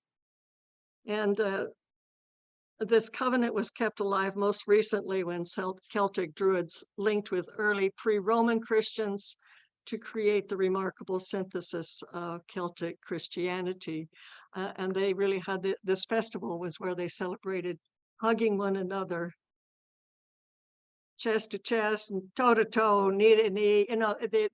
They worded here. I won't go try to pronounce the way they did, but this is to me is quite symbolic. This doesn't happen very often, where we have the full moon eclipsing Mars conjunct Aldebaran with the sun conjunct Antares. The three red, and those are the three red swords, Mars, the red star Aldebaran, and the red star Antares. Pretty significant. So that then we move on and we think about, you can think about those other convergences. There's a whole lot to, to consider, and you just had Susie and Cayelin bring in some things, but I'm going to talk about the goddess energy. There's a whole lot of goddess energy happening this year, and one of them is Ceres dancing with Jupiter. Just after she's been aligned with in Virgo,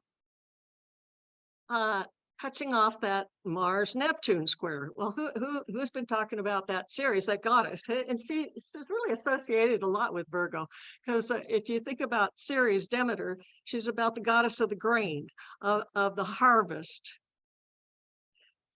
And she also, there's a whole long story. I'll talk a little bit more about that, but you think of the goddess of grain and harvest, opposing Neptune and squared by Mars and Gemini, and we think about there's the idea that there's this scarcity, there's this fear about food scarcity. I just heard of something, another mention about it today, and politicians, world leaders getting together, and there's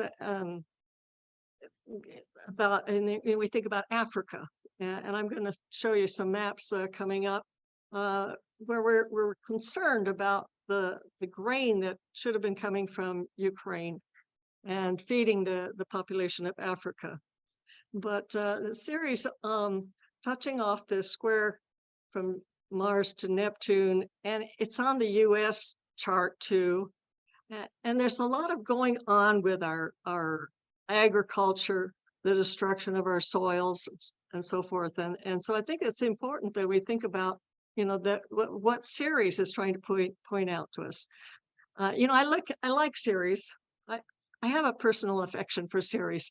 Ever since Philip Sedgwick mentioned, he drew a chart up one day, and he said that he pointed out that even Ceres, even though she's pretty small, she's packs a punch. She has a lot more gravity than the big gaseous planets like Jupiter and Saturn, which Saturn could float on an ocean if you had a big enough ocean. They're gaseous, but Ceres is really packed, power packed. You might think of Ceres. Now she enters Libra on December 19th, followed right by Jupiter entering Aries on December 20th. She retrogrades back into opposition with Jupiter on February 5th. Back into that opposition with Neptune back on April 11th, and then goes direct on the 23rd degree of Virgo on May 5th, where Mars was square Neptune. So these, it's just something to keep in mind. This is where the chart for this solstice. I think it in some ways, we kind of arbitrarily, because of our calendar, says that the year begins on the 1st, and I've got charts for that too. But here's the solstice, the chart for our solstice coming up on December 21st, and we have Ceres opposing Jupiter.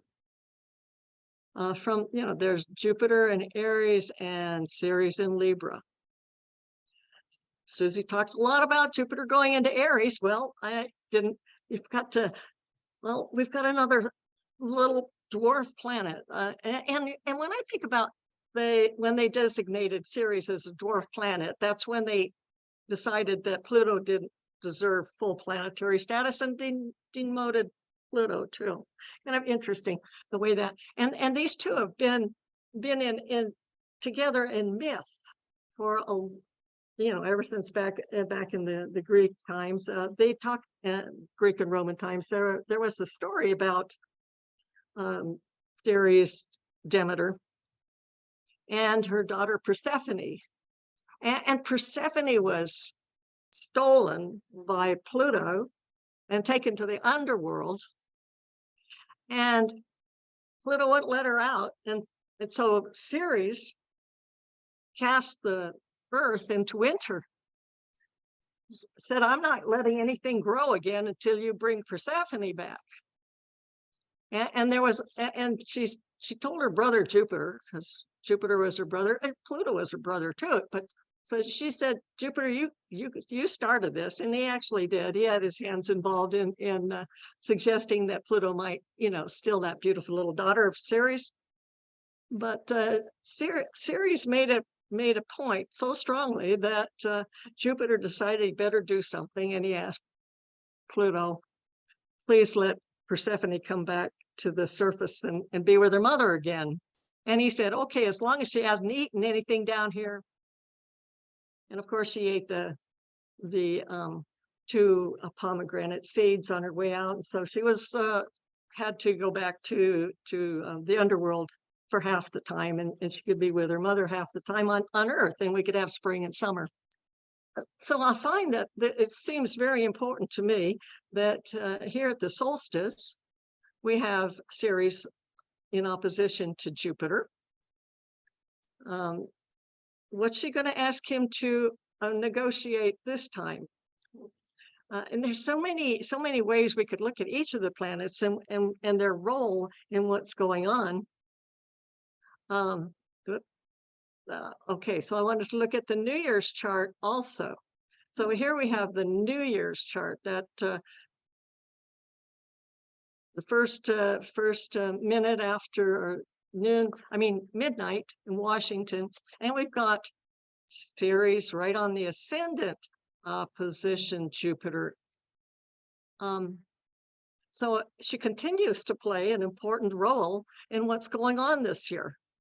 I'm not going to take you through the whole year, but I'm going to get you started. So you might start thinking about the role that women are playing, that the feminine is playing, that the mother is playing. I mean, it could be the Earth Mother. And how's she going to get the attention of all these politicians? Well, she's got to show up in some drastic ways, right?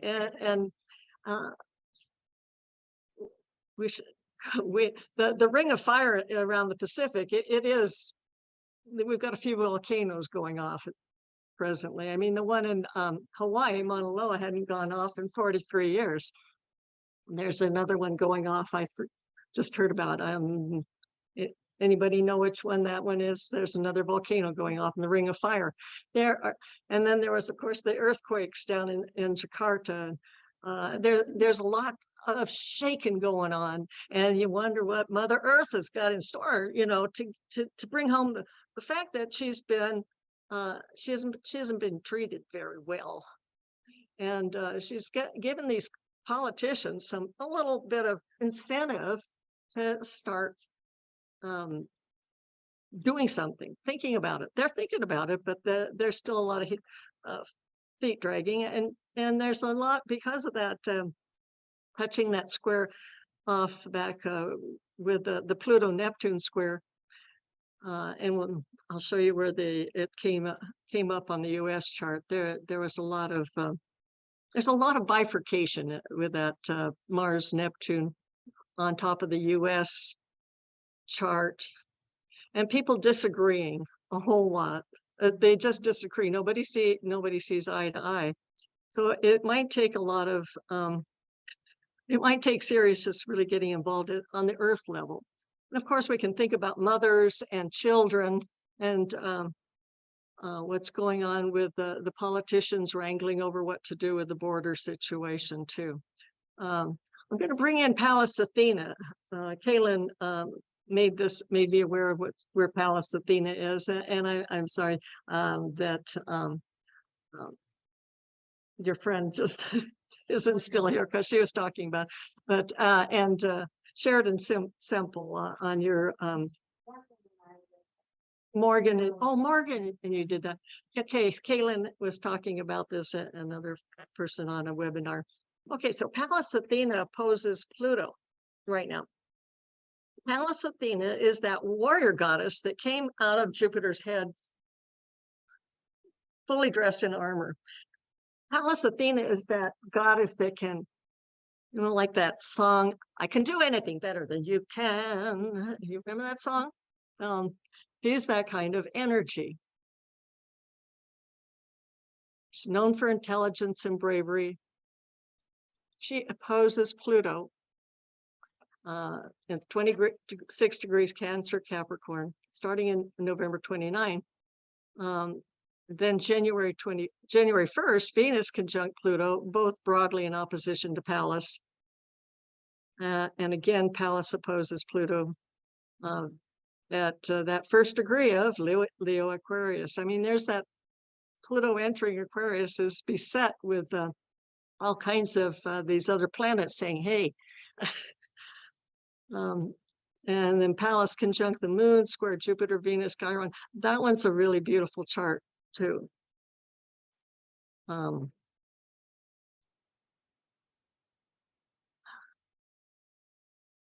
Okay, so here's the United States chart and the New Year's 2023.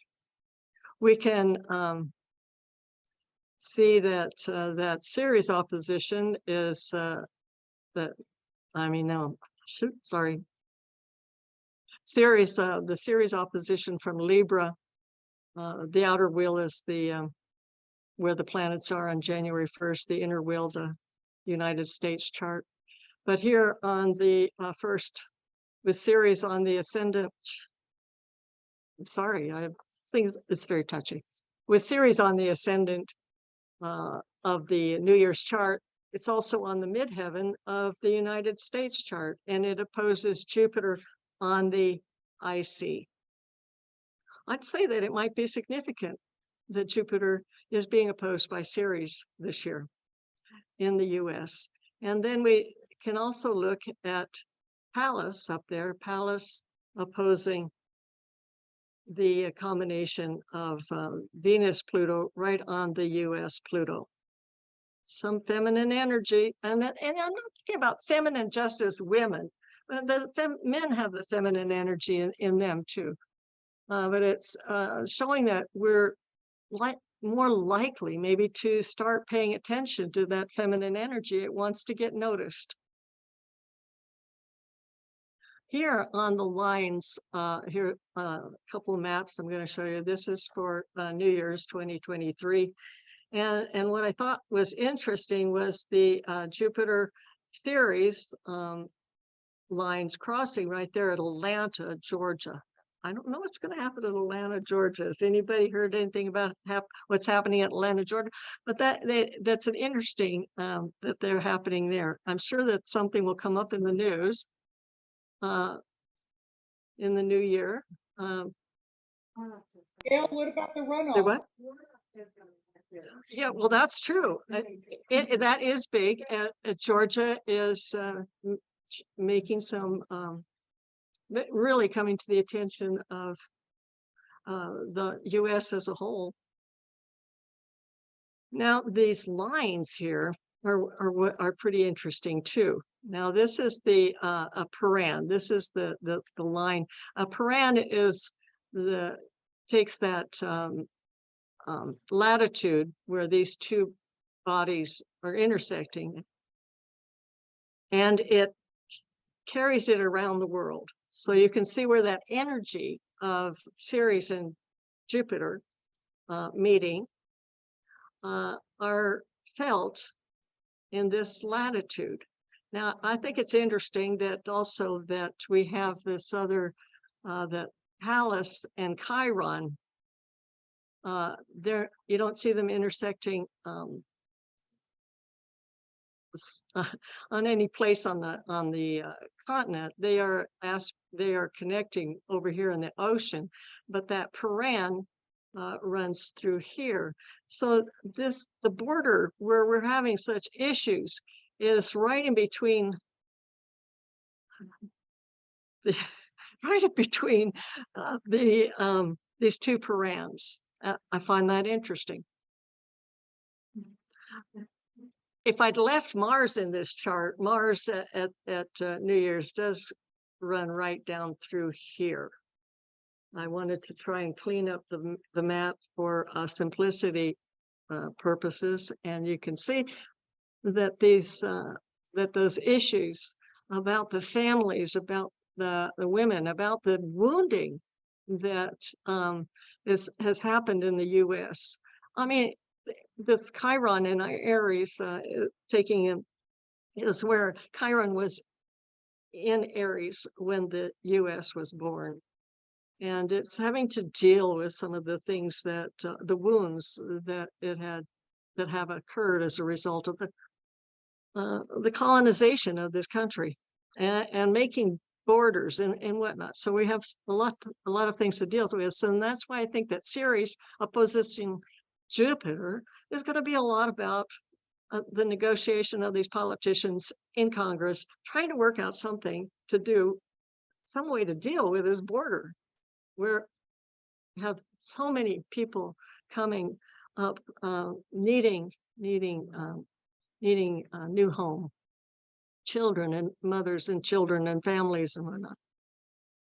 The same energy you can see, this feminine energy, of course, out here in the Middle East, and you've got Venus conjunct Pluto running up through Tehran, but they cross these parans, the Ceres Jupiter paran and the Pallas Chiron paran here at the New Year, running up right up through Iran. How ironic that, we're seeing these women get up in arms, and to say we don't want to, we don't want to be killed because we're not wearing our burqa, it's come on, it's time to change. And so we've got real women power, and there's these lines to prove it. I mentioned the fact that of Africa, and there was something in the news today about, as I said, about them going to Africa. They're trying to add another African nation to the G20. South Africa's in the G20, and they're trying to make the African something or other add it to the G20. I just thought that was interesting because this Eris, another potent goddess energy, she runs right down this line with Eris on the IC, runs right through Ukraine and keeps on running through Africa, where they are having issues of starvation because they're not getting the grain. And here is Ceres running through Cameroon and the Congo. Here's the Pallas running through Africa here.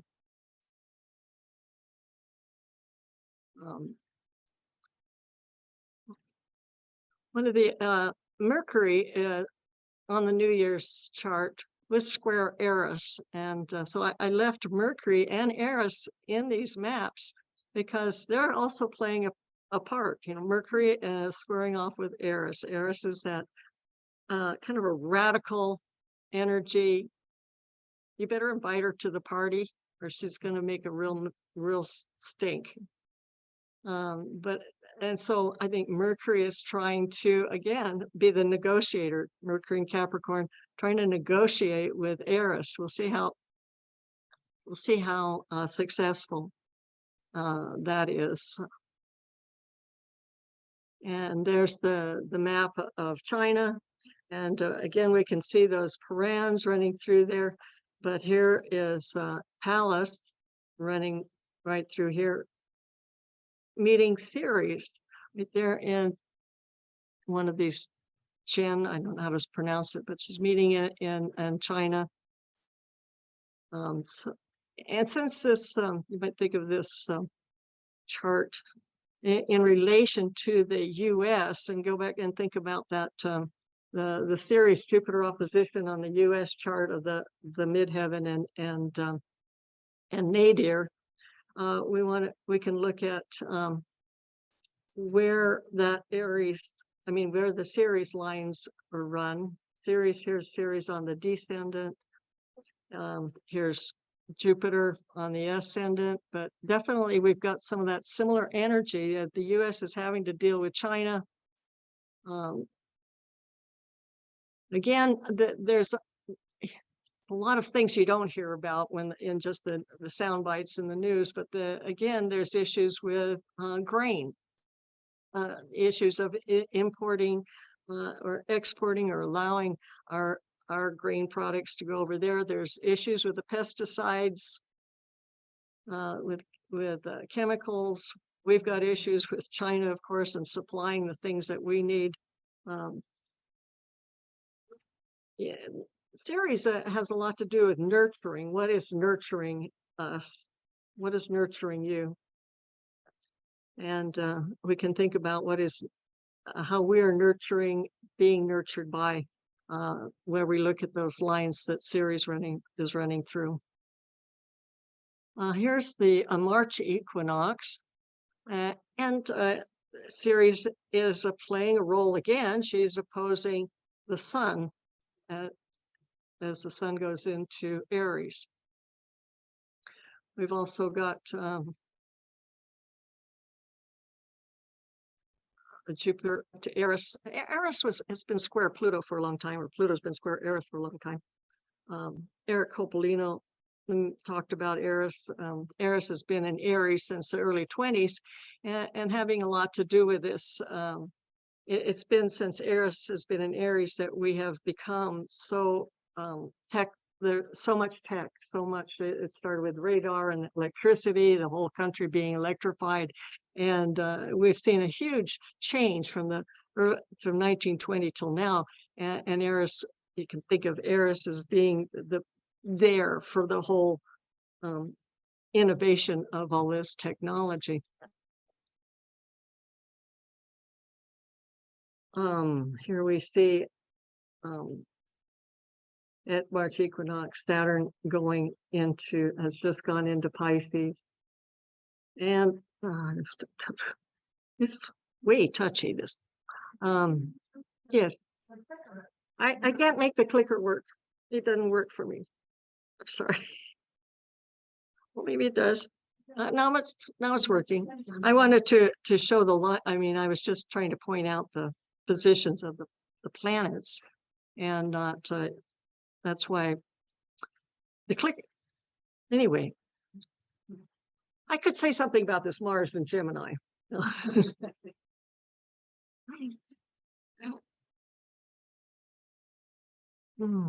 March equinox. So the United States in the March equinox will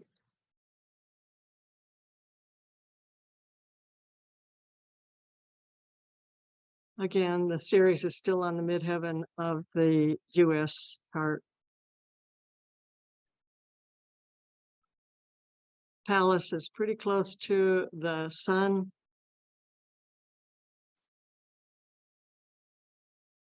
And in square to Jupiter,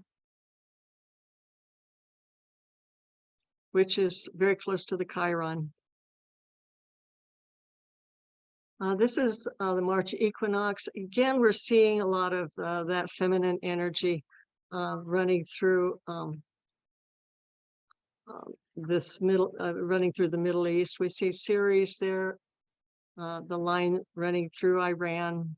We see Pallas Athena and Ceres meeting there, creating this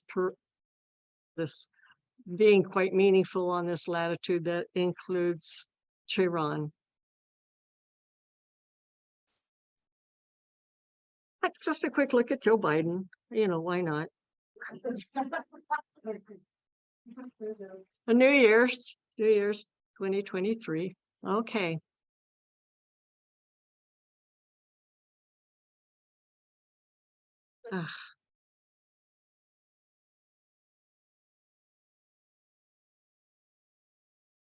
So what he's got that whole series, Jupiter opposition on his Neptune Eris opposition.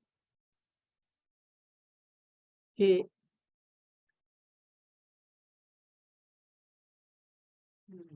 got and there's the Palace. Palace is, is close to his Jupiter. I don't know. I was thinking a lot about there's other planets coming into play, and I think that by the March equinox, we see a lot more some noticeable things coming into play in Biden's chart. Saturn on his south node. Here's the first thing I'm going to say about Saturn. Saturn moving into Pisces, it's on his south node, and that definitely could bring some problems in all those areas that we might find Saturn.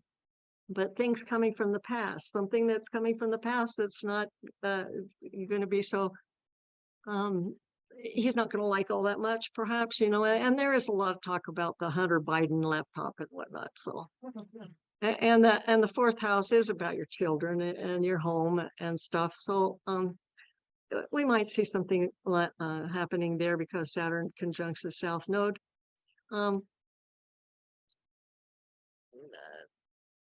We might see something because of that Pluto that's shortly thereafter, after the equinox goes into Aquarius and squares his moon in Taurus.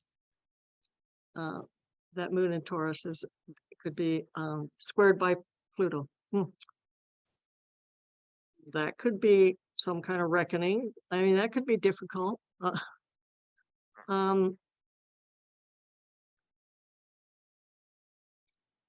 see what else. Oh, here was where that Saturn is going through, and so Saturn conjuncts his south node is going right through the Florida Panhandle, down through Havana, down through Colombia.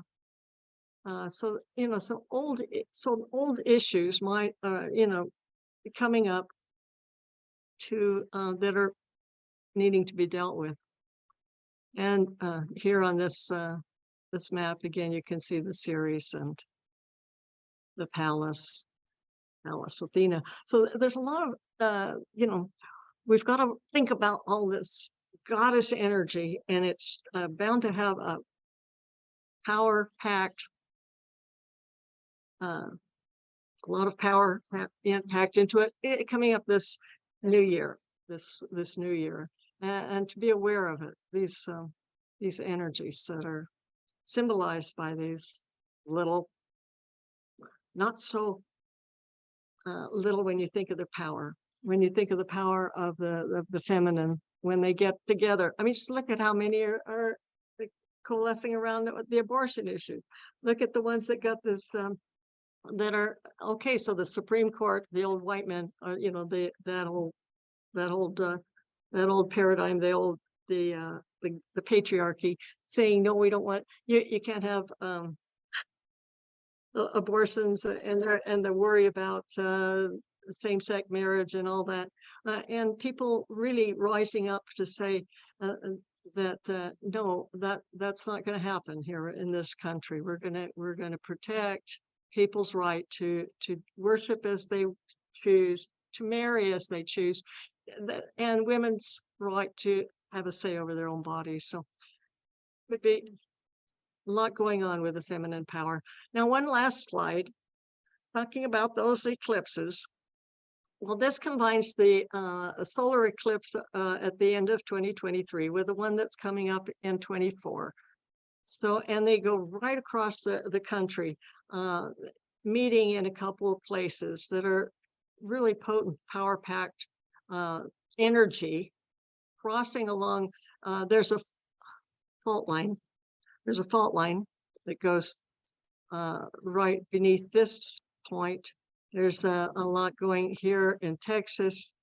And